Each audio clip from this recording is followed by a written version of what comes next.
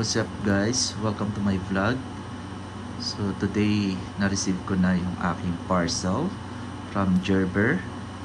So bumili ako ng everyday carry knife for self-defense, for everyday carry use tool, weapon for self-defense and protection. Yun nga. Pinili ko ito kasi syempre unang-una dahil kailangan ko ng protection.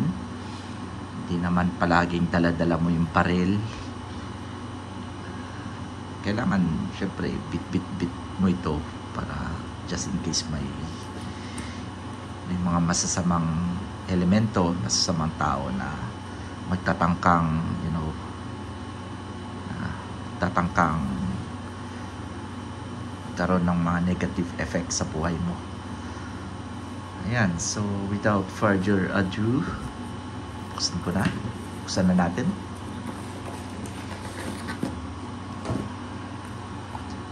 So ang knife na ito is Gerber 06 Auto.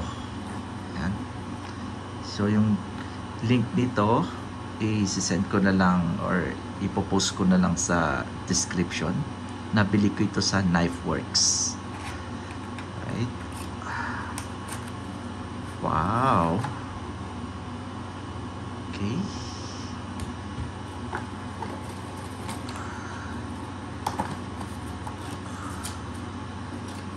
Right. So meron siyang direction. Gerber 06 automatic instructions.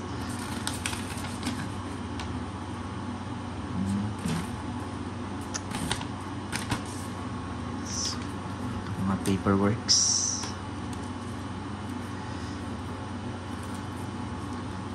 Paperworks again.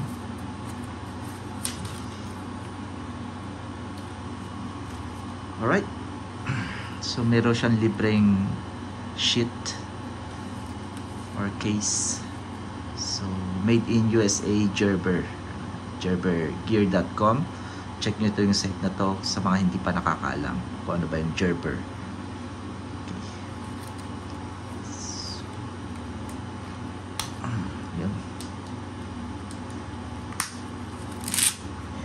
Ito na yung pinaka-product. Wow.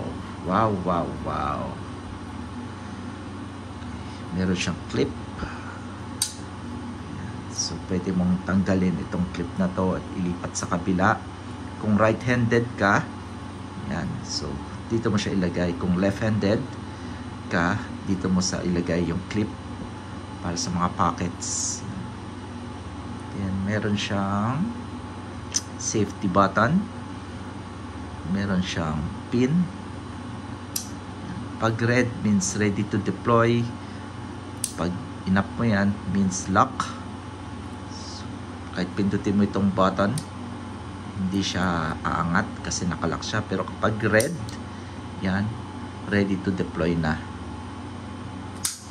Wow, yan. So ito ang Gerber 06 Auto. Partially serrated siya guys. Ibig sabihin ng partially serrated, yung kalahati niya serrated blade, yung kalahati naman is fine blade. Tanto, yan. Pag tanto, ito yung style ng tanto. Yan. Pag ganito siya.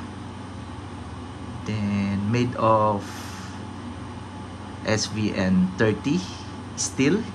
Isa sa mga pinakamatibay na steel pagdating sa mga blade. And carbon oxide siya, protected by carbon oxide. Meron siyang logo ng Gerber. Ito yung logo ng Gerber. Then sa likod, it is made in USA, Portland. And yung kanyang handle is G10 handle, hindi siya aluminum. So medyo magaan, made of carbon. G10 isa sa pinakamataas na carbon fiber na nilalagay. So ano ba yung G10? Yung isa sa mga purpose niyan is kapag madulas o basa yung kamay mo, lalo na pag pinapawisan ka or madulas galing sa tubig, hindi siya dumudulas. Mas maano yung kapit niya. Mas grip yung kapit niya. Unlike sa aluminum, no? Aluminum, pag madulas yung kamay mo, basahin kamay mo. Ano siyang tumulas. So, yun, no? So, kapag naka-red button, kung gusto mo siyang ibaba, pindutin mo itong button na to. I-lock mo. Yan, naka-safety na siya. Yan. So, kapag gusto mong nakalock siya, kahit ibaba mo, hindi siya bababa.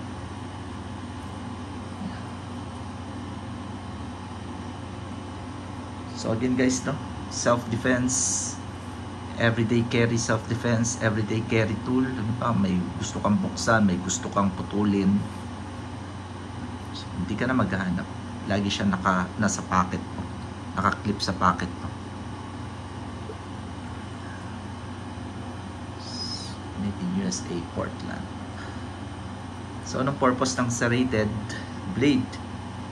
Kapag magpuputol ka ng tali, lalo na yung makakapal na lubid or tali or ropes, isa sa mga purpose nito.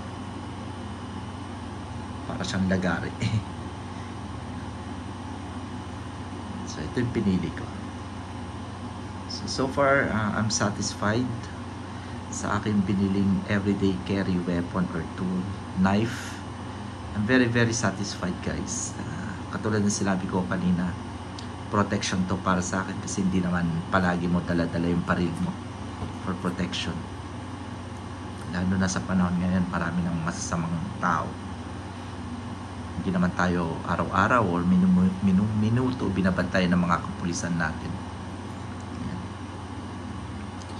Masaya ako guys.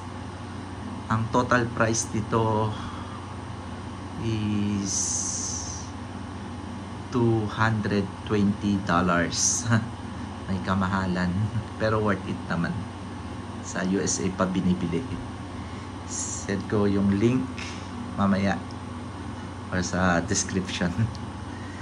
Alright, thank you so much guys for watching my vlog and I hope you like my vlog sa nabili kong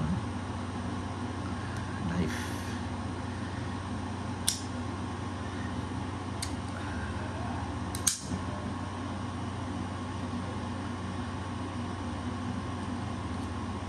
Bye bye.